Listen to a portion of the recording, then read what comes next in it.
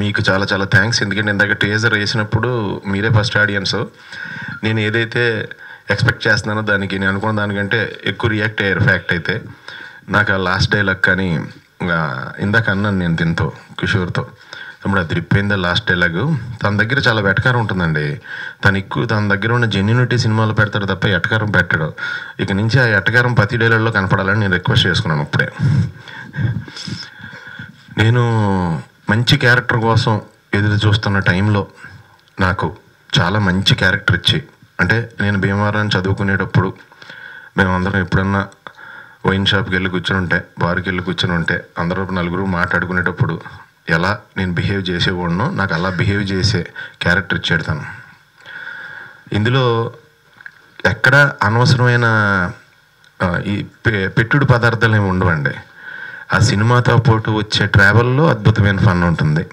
అలాగే ఈ కథని నమ్మి నవీన్ గారు, రవి గారు, మోహన్ గారు వీళ్ళు మైత్రి సంస్థలో దీన్ని యాక్సెప్ట్ చేసి సాయికి ఒక మంచి డిఫరెంట్ సినిమా వచ్చేలా చేస్తున్నందుకు చాలా థ్యాంక్స్ అండి.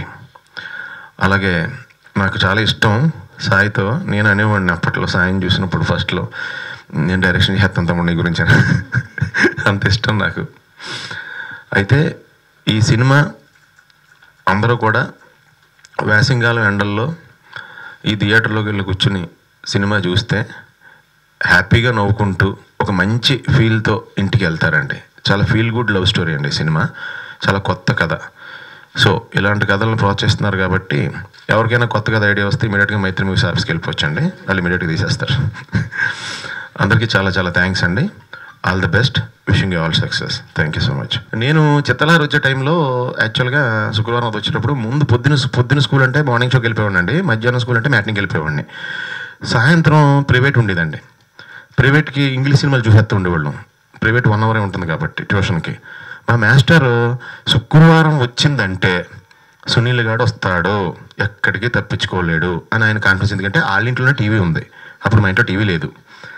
చిత్తలహరి ప్రోగ్రాం శుక్రవారం వచ్చేదండి. పొద్దున్న పసివాడి ప్రాణంలో, కాశ్మీర్ లోయలో, కన్యాకుమారిలో ఆ సాంగ్స్ అవన్నీ చూసేసి నైట్ మళ్ళీ వెళ్ళి ఆ చిత్తలహరిలో వస్తుంది సాంగ్, అది చూడటానికి వెళ్ళి ఉండండి.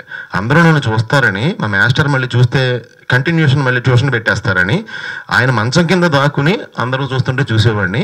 ఆయన నన్ను వెనకాల కాళ్ళు పట్టుకుని బయటికి లాగేవారండి. శుక్రవారం మటుకు మిస్ అయ్యేవాడిని కదండి ట్యూషన్, ఎందుకంటే చిత్తలహరి వల్ల. అప్పట్లో నేను అనుకోలేదండి చిత్తలహరి అనే సినిమాలో ఓ 25 సంవత్సరాల తర్వాత నేను మళ్ళీ యాక్ట్ చేస్తానని. చాలా సంతోషంగా ఉందండి. Thank you so much.